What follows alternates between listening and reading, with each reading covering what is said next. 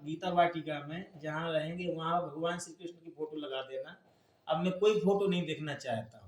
उस कथा का इतना बड़ा असर पड़ा, उस कहानी का। वो तो ऐसे उन्होंने हंसते हुए साधारण ढंग से सुनाई थी कि कोई बात नहीं, ऐसे आम हम लोग कहते सुनते हैं, लेकिन जीवन में कितना असर पड़ सकता है।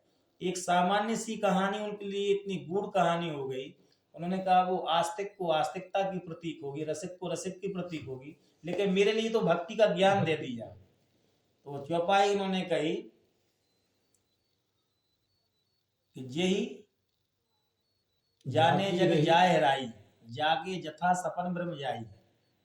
और देखिए स्वप्न अनेक प्रकार, या निशा सर्वभूतानां तस्याम जागृति संयमी, यस्याम जागृति भूतानि सा निशा पश्यतुम।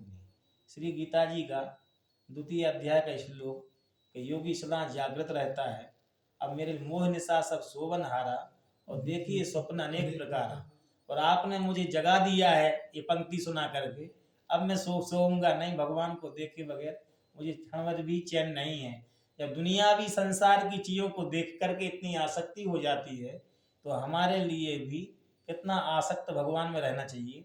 तो गीता जी में एक श्लोक आया हुआ है 12वें अध्याय में 12वें, ये तू सर्वाणि कर्माणि मयि सन्न्यस्य मत्पराः अनन्ये नैव योगेन माम ध्यायन्तु उपासते तेषामहं समुद्धरता मृत्यु संसार सागरात्, तेषामहं समुद्धरता मृत्यु संसार सागरात्।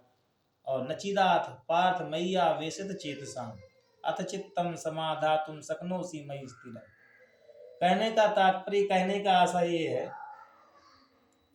कि जो श्री हनुमान प्रसाद पोद्दार जी ने श्री जयदयाल गोविंदका जी का जो सानिध्य प्राप्त किया, और श्री जयदयाल गोविंदका जी ने मंगलनाथ जी नाम के एक महापुरुष थे, ऋषिकेश में दिगंबर अवस्था में रहते थे।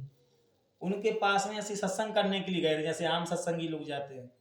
उन्होंने उनकी प्रतिभा को पहचाना कि जयदयाल तुम्हारे लिए तो पूरा विश्व प्रतीक्षा कर रहा है, हाँ, तुम्हारे द्वारा दुनिया के जीवों का उद्धार होना है। उन्होंने कहा मेरे द्वारा होना है, मैं तो एक सामान्य सेठ व्यापारी आदमी हूँ। तुम्हारे द्वारा भगवान के नाम का प्रचार प्रसार होना है। और जिसके लिए नाम लेगा, जो नाम जपेगा, और आपके द्वारा करोड़ों करोड़ों लोगों के पास सद्विचार पहुंचेंगे और सदियों सदियों तक ये काम हो। 1919 में ये बात सुनाई, 1923 में गीता प्रेस में, गोरखपुर में गीता प्रेस की स्थापना कर दी उन्होंने। और आज तक 25 अरब के करीब साहित्य छप चुका वहां से। और ऐसे नहीं कि जैसे आम पुस्तकें बेचते हैं, 500 रुपये की पुस्तक होती 10,000 में बेचते हैं, 50 रुपये की पुस्तक होती है ये 500 में बेचते हैं। वो उसका दाम भी वो नहीं लेते हैं, वो आधा से केवल छपाई का ही मूल लागत का, वो जो कागज में लगता है वो पैसा है, और ना छपाई रंगाई का भी पैसा नहीं लेते हैं, ना उस पर शुल्क है। अरे बार मैं जब गीता